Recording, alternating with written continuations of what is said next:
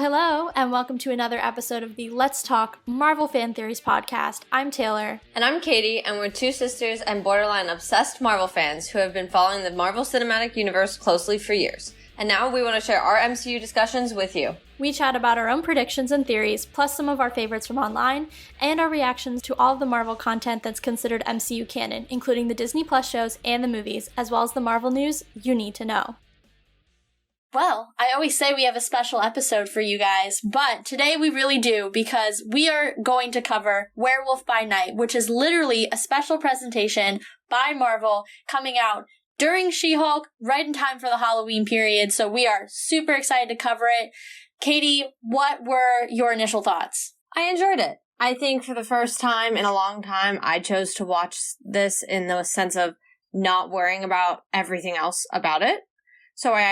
And not that I don't love pulling things apart, because I obviously do, and I like to read into things and create theories, but honestly, I felt like I genuinely just got to sit back and enjoy this special presentation and not stare at it extremely intense and feel like I have to pull everything apart, because I didn't feel like it was, I want to say it's good. I didn't feel like it was the kind of thing that I feel like I have to deep dive into. Like, I feel like I got to just enjoy a Halloween special, and I'm happy about that. Yeah, I mean, I definitely was thinking about the bigger picture just because I know, some of the things that, are coming down the pike, and we'll get to that in a second. But just from a purely, entertainment standpoint, which is, I think, what you were touching on, Kate, I just thought this was one of the best things that Marvel's put out, period. I so enjoyed it. I think they were really going, and they talked a lot about that, early 1900s, horror film, those real classics, and I thought they nailed the tone. The actor, Gael Garcia Bernal, who plays Werewolf by Night, he is one of my favorite actors, so I was so excited to see him in the role, and I just thought it was so fun. I thought the black and white, the use of color, I think there's a lot to dive into there, and I just genuinely enjoyed it with everything from the music to the look I thought it was fantastic. No, I agree. As someone who really enjoys those types of films, especially, I don't love horror, but I do love the old horror. And so I have to say, the style was perfect. And that's why I think I was able to just put aside thinking of this as a Marvel project and just being able to watch it and enjoy it wholeheartedly for what it was, because I think it was more of a callback to a different genre and a different time than it was to me of anything that goes into our current MCU of where it's at. Because I'm not saying to diss on anything the MCU has put out, because I've quite enjoyed a lot of the projects that have come out of Phase 4. I know that's a disputed thing, but I've quite enjoyed them. It's just, the MCU is not doing what this special presentation is doing. So I that's why I guess my brain also was like, we're going to enjoy this for what this is going to be within the first 2 minutes, because I could already tell when the Marvel credits started and it broke up with the slashing. I genuinely jumped because I wasn't expecting that. And so as soon as that happened and it turned to black and white and everything, I was like, okay, I don't need to think too hard about this, and I'm not going to worry about the bigger MCU, because Marvel is telling me from the get-go, this is different. Almost figuratively, by the slashing through the Marvel, almost figuratively and physically showing us, no, this is not just Marvel. This is not your heroes of what we're used to. And then they say it, actually in the show as well at the very beginning. Yeah, it also reminded me too of the very beginning few episodes of WandaVision, in the way that it's so styled to a specific period and meant to pay homage to that. Even like I said, with the use of color and black and white at the end, the way she comes into color, I thought that was so cool, and it reminded me of how much fun WandaVision was and how much we enjoyed watching that, because it was so, tied to specific eras. And that was also something that I just thought was awesome, because it brought me back to maybe a simpler time. I don't know. In the MCU, Wanda wasn't evil then, so that's good. But, you kept talking a lot about how it doesn't tie into the MCU. I did some research after just to tie a few things together, because I don't like loose ends. And I think part of my motivation is, like I said, I really love Gael, so I'm excited to see him in the future. And so I kind of wanted to see, where could we see Jack Russell moving forward. So Jack Russell, Werewolf by Night, played by Gael Garcia Bernal, he actually is in certain iterations of the Midnight Suns, which I think Katie and I have talked about a lot. There are more and more players from that starting to come on the board. So definitely excited about that potentially coming down the pike. One thing that I thought was super, super interesting, his family is really involved with the Darkhold, which immediately ties him into Wanda, which I thought was interesting because even the Bloodstone was giving me WandaVision vibes, a little bit of Infinity Stone vibes as well. Like, I want to understand the origin of the Bloodstone. But lastly, one of the last things I want to say about Jack and his family is they actually owned Wundagore Mountain, or whatever it's called, which is the place where that temple to the Scarlet Witch is in MOM. So I think, we've always categorized, or started to categorize basically in Phase 4, you've got your street level heroes, your space guys, and then you've got your kind of mystical. I think we all kind of knew this was going to be mystical, but I think it's, just knowing the history of some of these characters helps you really start to see exactly where they start to fit in. So definitely just wanted to provide a little bit of that context because I thought it was super, super interesting. Yeah, and out of everything you said, I think the most likely place we'd see him as a character moving forward will be in the Midnight Suns. To your point, we've been seeing a lot of them come onto the board within really Phase 4 specifically. I think there might have been one or two of them. I'm thinking Strange, and I think that's it. Yeah, I was like, I'm like trying to remember who's on that roster, and I'm like, I'm pretty sure all the ones that we've really been talking about are presently appearing in Phase 4.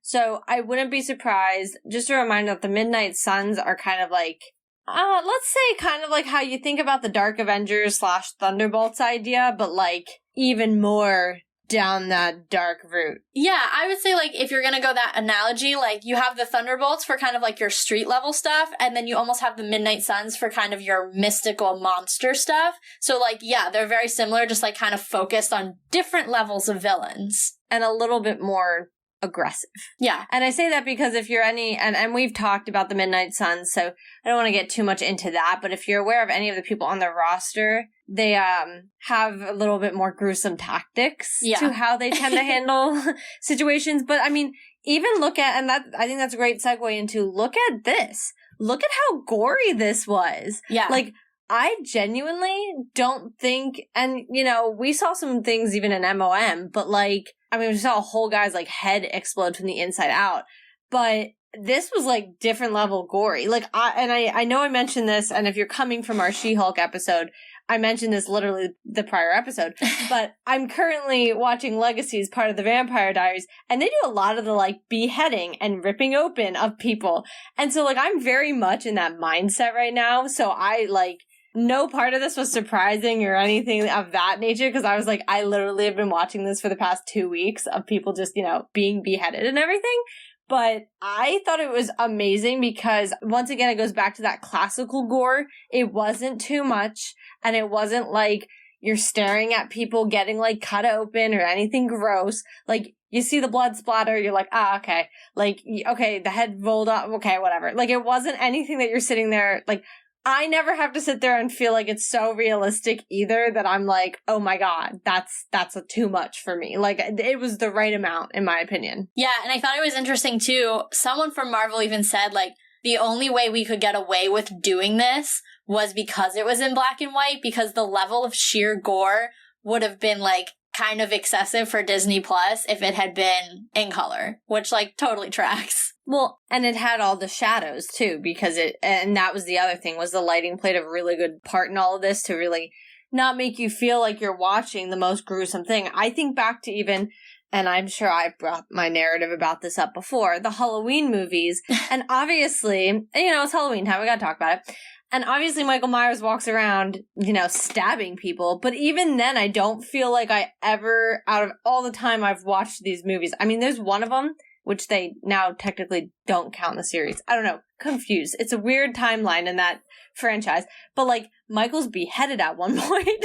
Like, and no one, it's not gory. And that's what this felt like. And those movies are from the 70s and 80s. Like, it had that right vibe, because I feel like a lot of movies and shows these days do gory to do gory. Yeah, for the shock factor. Yeah, and it's too much. Like, it's to the point where it's like, this isn't worth watching, because I don't need to watch this. So I thought this was really well done, if I'm being honest, but that wraps all up into, you know, Werewolf by Night, Werewolf for short. He is abbreviated, which is weird because you just call him Werewolf, but whatever. He is obviously gruesome. And it's interesting because as of right now, he loses control of himself when he's a werewolf. Going back to any Vampire Diary fans, you know that's like a big thing, and then they find a way to not do that. Whatever. It's a whole thing. But I almost wonder, knowing my knowledge of that show, if that will be an eventual track, because I can't see, I mean, like, if you want to relate him to the Avengers, he's almost like their version of the Hulk. Let's say that. That was that's exactly what I was thinking. But the thing was like, the Hulk was still a level of controlled to a degree, and he wasn't like actively ripping people's heads off and stuff like that. So I'm kind of wondering, like, his future, is that wrapped in like a way of him being able to control when he turns, for one, because as of right now, if he doesn't have that stone, he's only turning on a full moon, which I feel like is very limiting to be a superhero, but also to control his actions while he's actually the werewolf, I feel like will be important, because you can't trust him to not rip apart the entire room rather than just the villains. Yeah, that kind of brings up one of the things that kind of threw me. So I almost purposely, one, I didn't have time, but two, I kind of purposely didn't want to go into this having read too much about the characters, because to your point, I just wanted to kind of see, like, this is their first special, like, what is it going to be like? And I didn't want to have all that in the back of my head, right? So I was actually very surprised, you know, the way they set it up, the kind of bloodstone cult or whatever. You're like, oh, they hunt monsters, they must be the good guys. And then to find out that the monsters are actually the good guys and the cult, the monster hunters are the bad guys, was like a really fun twist that, like, if you're coming into this kind of blind, like I think we both did, like, that was very fun, but it also kind of goes to that idea of, like, yes, he's a hero because, like, Jack's a good guy and, like, that's undisputed, but, like, how does the werewolf, who's definitely more in that gray area, like, how does he play in? It's super interesting. Yeah, and as we're bringing up the monsters, confirm for me that was Man-Thing. It was, in fact, Man-Thing. Okay. Because, funny story about Man-Thing. I have a Marvel encyclopedia, as, you know, any Marvel fan would. And I use it a lot. I use it a lot for information for the show, for the blog, XYZ, whatever. And I will tell you, for some weird reason, every time I flip, I always land on the page with Man-Thing. And I always remember, as soon as I got that book, I always think, what the heck is this thing? And I never give myself the time to, like, read that area because I'm always on a mission.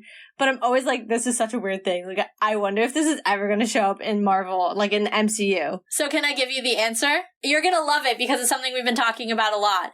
He is a mistaken attempt at recreating Cap Serum. Okay, so I have two things. The first, when you first said, can I give you an answer? I thought you were going to be like, yes, he does appear in the MCU. And I was going to be like, wow, thank you for stating that.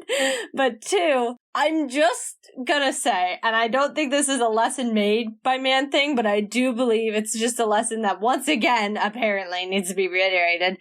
Can we stop trying to recreate a serum and testing it on people? Because it's not working out so well. I would like to point out the % success rate because it's very low.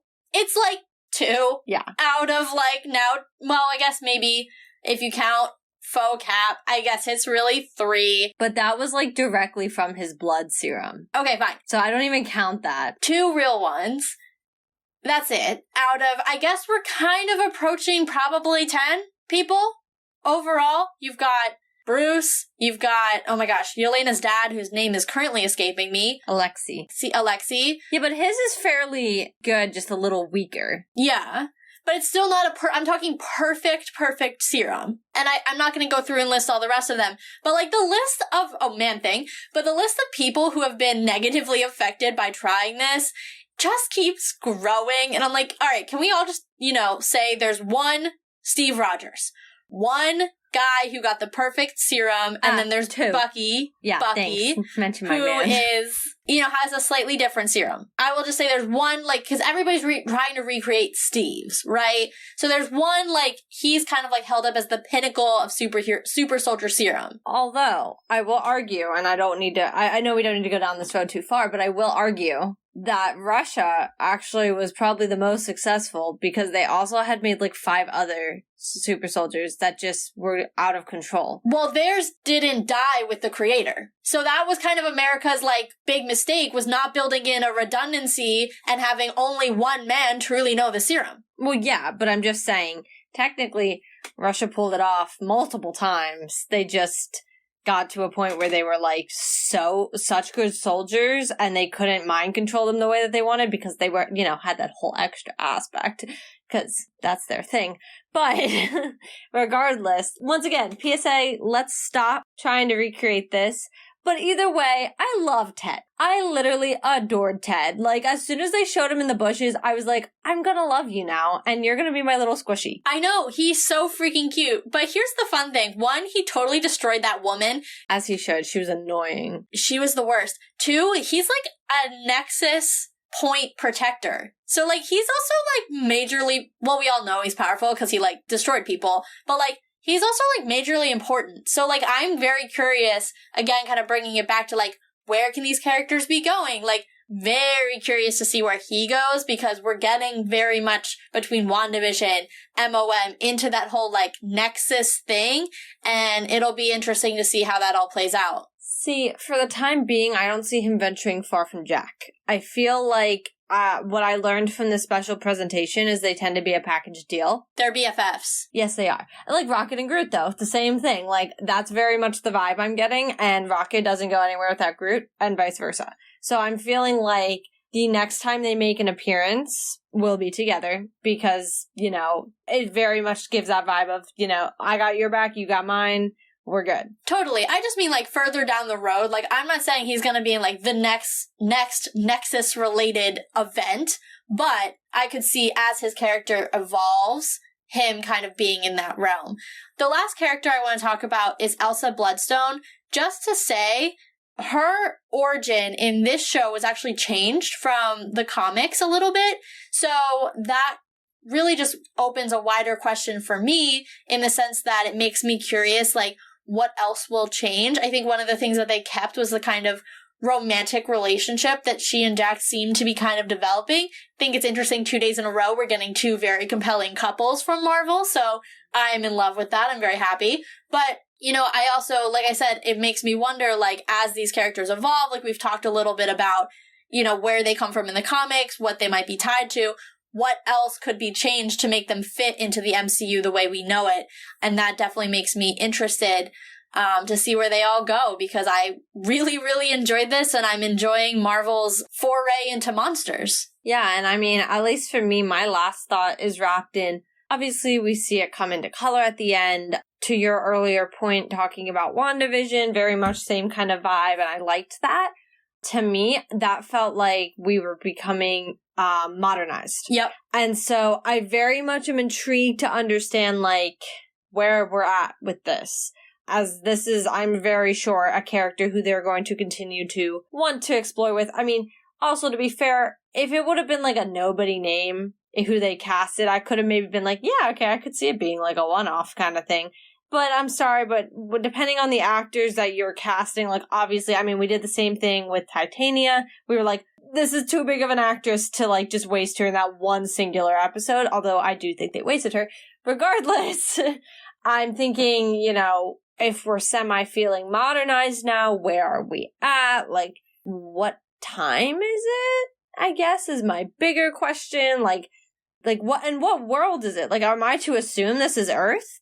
Because we've never run into monsters the way that we're seeing, and this was clearly a big thing. I mean, they've killed hundreds of monsters. Yeah, well, maybe that's why we haven't seen them, Yeah, fair. But also, I mean, you clearly had Jack out here trying to protect as many as possible, and when they were saying his kills were hunters, not monsters. He was killing hunters. That's what I got from that. Oh, I got it. He counted his kills as a werewolf. Yeah, but I was getting that he was killing not monsters. I was getting he was killing hunters. Well, right. I just meant, like, can he actually, like you were saying before, he's out of control. Can he actually, like, for lack of better, like, term, point and shoot and be like, I'm gonna turn now, but make sure that I only hurt these people who are hurting my people? Like, to what you were saying, like, don't know if he has that level of control or if they were just, like, innocent bystanders. And I'm not saying that it was only during him being a werewolf that he was killing these people. That's fair. I mean, he very much was trying to protect the monsters and the people who are